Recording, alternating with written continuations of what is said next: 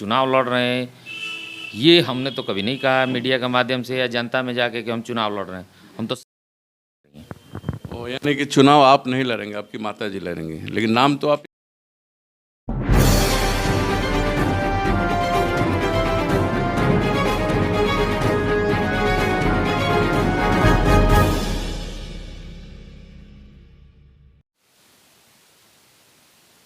नमस्कार, मैं हूं नवीन सिंह परमार। आप देख रहे हैं हमारा नियमित कार्यक्रम नगर का महासंग्राम।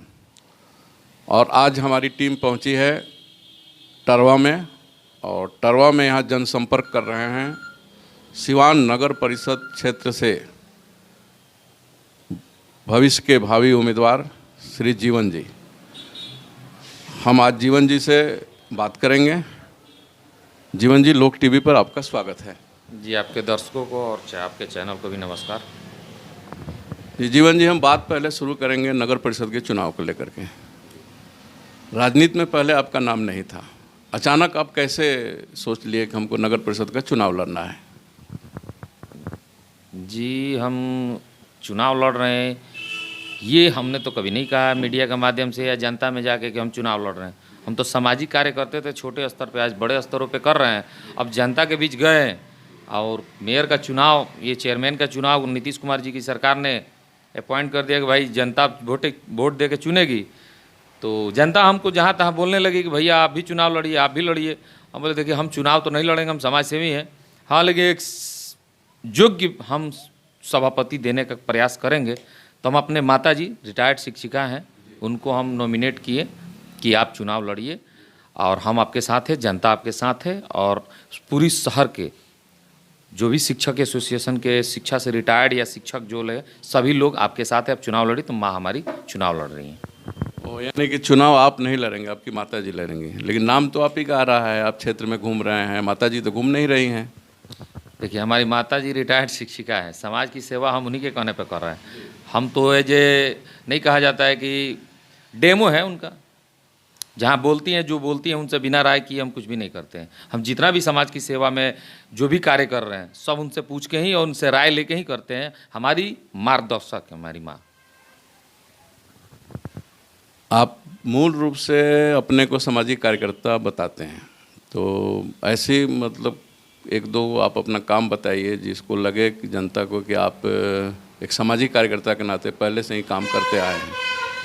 जी सर, आपका सर सिवान घर होगा तो अभी तक हम जो किए हैं वो बताएंगे नहीं। हम चाहेंगे कि आप जिस क्षेत्र से भी बिलोंग करते हैं उस एरिया में किसी भी गरीब, असहाय, कमज़ोर व्यक्ति विशेष जो भी हो, बीमार हो या उनकी गरीब लड़की की शादी हो या किसी भी प्रकार की परेशानी हो जो मेरे योग्य हो, आप अपने क्षेत्र में हमको बुलाइए, हमारा कार्ड ले लीजिए। हम स्वयं वहाँ काम करके बताएंगे कि हम क्या सहयोग करते हैं और क्या समाज सेवा करते हैं। मीडिया के माध्यम से आपको बताने से फ़ायदा है कि आप ही के एरिया में करके दिखा देंगे।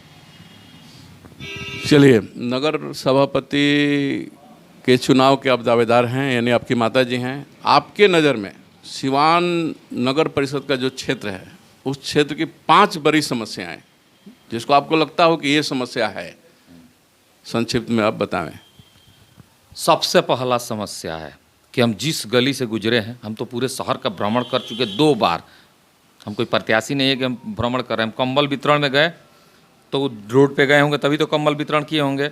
उसके बाद हम सरस्वती पूजा में शिक्षा को लेकर बढ़ावा देने के लिए स्टूडेंट और छात्र छात्राओं के बीच गए, तो वहाँ 2 बार गए।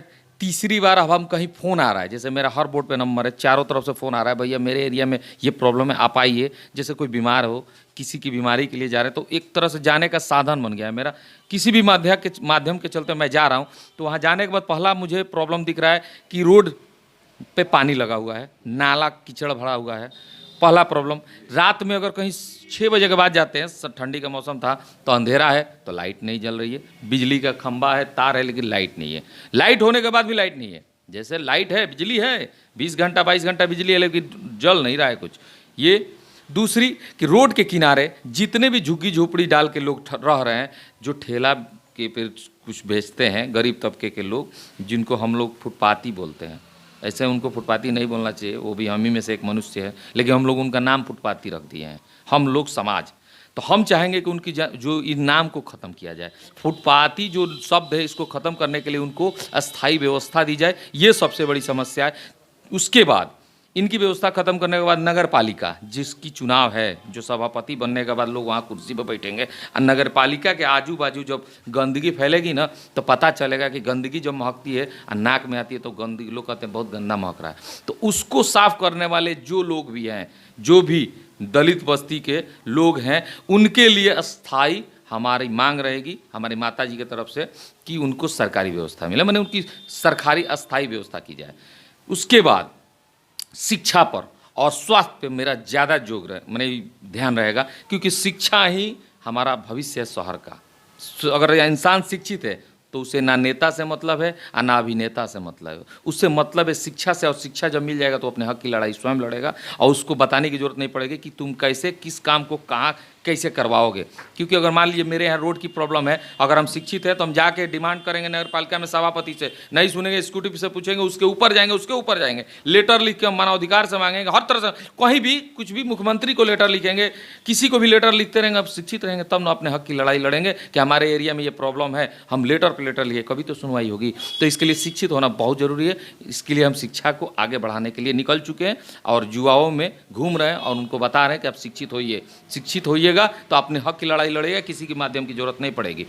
तो उसके बाद स्वास्थ्य पे भी घोटाला हुआ है, सुने आप, उसकी भी व्यवस्था को बदलने के लिए नगर पालिका क्षेत्र में जितना भी मेडिकल की व्यवस्था है, स्वास्थ्य की व्यवस्था है, इसको सुधारने के लिए सरकारी डॉक्टरों से अपील करेंगे आप समय से बैठिए और लोगों का इलाज कीजिए, क्योंकि सारे लोग पैसे वाले नहीं है। 70% लोग गरीबी रेखा में आते हैं। आज भी हिंदुस्तान में गरीबी रेखा में लोग हैं, तभी सरकारी अस्पताल की जरूरत नहीं। तो अस्पतालें तो बहुत खुली हुई हैं प्राइवेट, लेकिन सरकारी व्यवस्था आनी चाहिए सही सुचारू रूप से। इसके लिए हम नगर पालिका में अपनी माँ के द्वारा इस चीज़ को बढ़ाएंगे और लाएंगे।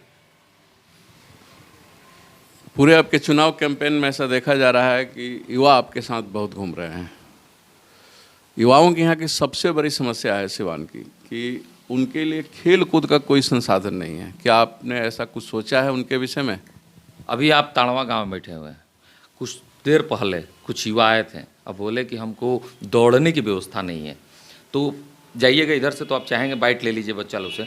यहीं रोड के उस पार एक फील्ड है प्रतीक के बगल में, वहाँ जाके देखिए बिजली के खंभा और बालू गिरवा रहे वाइट वाला, बच्चों लोग के लिए लाइट की व्यवस्था, दौड़ने की व्यवस्था की है। दुर्गोरा कॉलेज में जाके देखिए लाइटिंग की व्यवस्था, और जितना हो सके जिधर से भी बच्चे आ रहे हैं उनको शिक्षा और खेल पे ज़्यादा अग्रसर हैं, जो उनको हर व्यवस्था हम दे रहे हैं। क्रिकेट खेलने के लिए बैट बॉल, उनको ड्रेस तक हम दे रहे हैं कि आप आगे बढ़िए। देखिए हर लाइन में आगे बढ़ा जा सकता है। क्रिकेट खेलिएगा तो क्रिकेट में भी आगे बढ़ के आप सचिन की तरह बन सकते हैं, फुटबॉल खेलिएगा तो फुटबॉल में आगे बढ़ सकते हैं, क्योंकि उसके थ्रू भी जॉब मिल रहा है कोटा से।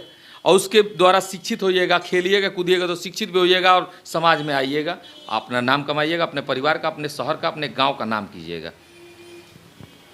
सिवान का एक हृदय स्थल है गांधी मैदान, खेलकूद के लिए हो या फिर सुबह और शाम जो लोग टहलते हैं उनके लिए हो। दूसरा कोई स्थान सिवान के बीच में नहीं है। और ऐसा आमतौर पर देखा जाता है कि 365 दिन में 300 दिन जिला प्रशासन के द्वारा वहाँ कोई ना कोई व्यावसायिक प्रोजेक्ट के लिए उस मैदान को आवंटित कर दिया जाता है। तो क्या ये लोग टीवी मान के चले कि आपको अगर सभापति बनने का मौका मिलता है, यानी आपके माताजी को, तो आप उस गांधी मैदान को कमर्शियल कामों से मुक्त करवाएंगे? ये हम वादा तो नहीं करेंगे, लेकिन अगर आम जनता को परेशानी होगी गांधी मैदान में ये प्रोग्राम होने से, तो हम उसके खिलाफ वहाँ धरना प्रदर्शन कर देंगे कि ऐसी प्रोग्राम वहाँ ना हो। शिक्षा की बात आप बार बार कर रहे हैं, क्या आप लोग टीवी के माध्यम से हमारे दर्शकों को बताएंगे कि आपकी शिक्षा दीक्षा कितनी हुई है? देखिए हम एजुकेशनल, हम इलाहाबाद यूनिवर्सिटी, इलाहाबाद प्रोडक्ट है, एग्रीकल्चर कॉलेज का प्रोडक्ट है। सिवान से हम 9th क्लास से ही बाहर चले गए, हम पाँचों भाई बाहर पढ़े हैं, ठीक है, और पढ़ के वहाँ से आए हैं, BBA ऑनर्स किए हम। देश के सबसे जागरूक यूनिवर्सिटी में इलाहाबाद यूनिवर्सिटी माना जाता है। इलाहाबाद यूनिवर्सिटी ने देश को कई प्रधानमंत्री दिए, देश के बड़े बड़े नेताओं को दिया इलाहाबाद यूनिवर्सिटी। तो क्या इलाहाबाद यूनिवर्सिटी के इस परंपरा को आप दोहराएंगे सिवान में? प्रधानमंत्री बनने का ख्वाब किसी को न हो या ना हो, हमें नहीं है। हम सामाजिक कार्य कर रहे हैं, समाज में ही रहना चाहते हैं, नेता बनने का शौक़ नहीं है। बस रिक्वेस्ट करेंगे लोग नेता ना कह के हमें समाज सेवी जीवन यादव कहे, बहुत अच्छा लगता है, क्योंकि मेरा नाम में समाज सेवी लगा है ना, तब से मेरा सीना चौड़ा हो गया है। और मैं चाहूँगा कि इस कार्य को हमेशा करते रहूँ बड़े स्तरों पर, कि लोग हमेशा मुझे समाज सेवी के ही रूप में याद रखें। एक अंतिम प्रश्न है, अगर सिवान की जनता आपको सभापति, आपके माताजी को सभापति बनाती है, तो पहला काम जो प्रथम 3 महीने में आपके हाथों से होगा, ऐसा आपने कुछ विचार किया है? ऐसा काम जो एक इतिहास बनाए? इतिहास बनेगा। जो फुटपाथियों की व्यवस्था के लिए कुछ सरकारी ज़मीनें हैं, जैसे हमारे यहाँ काफ़ी ज़मीनें सरकारी हैं और गवर्नमेंट के पास फंड है, उस फंड से उस सरकारी व्यवस्था पे अगर हम निर्माण करते हैं दुकानदौरी की, तो फुटपाथियों की व्यवस्था खत्म होगी। अस्थायी जॉब कराने का व्यवस्था नगर पालिका में हम चाहेंगे, डिमांड करेंगे। लेकिन ये सब जो कार्य तत्काल होने वाला है 3 महीने के अंदर, उसमें सबसे मेन है कि हम ये फुटपाथियों की व्यवस्था को जल्द से जल्द दूर करेंगे। और हमारे यहाँ सब्जी मंडी मेरे ही मोड़ पर लगता है, बाईपास मोड़ दुर्गा कॉलेज पर, उसको हम अस्थायी व्यवस्था की डिमांड करेंगे अपनी माँ के द्वारा, और उसको फुलफिल कराएंगे 3 महीने के अंदर, कि रोड पे ट्रैफिक जाम की प्रॉब्लम खत्म हो और आम जनता को परेशानी ना हो। वो कोई भी कार्य करेंगे हम वही करेंगे जिसमें आम जनता की परेशानी ना हो। लोक टीवी से बात करने के लिए आपको बहुत बहुत धन्यवाद। जी आप नमस्कार, आम जनता को भी नमस्कार, जनता जनार्दन को नमस्कार। और ये रिक्वेस्ट और हम आग्रह करेंगे, योग्य व्यक्ति को सभापति के रूप में लाइए, और हमको हमेशा सभापति नहीं समाज सेवी जीवन यादव के रूप में याद कीजिए, और आशीर्वाद में हमें आशीर्वाद तहे दिल से दीजिए। नमस्कार।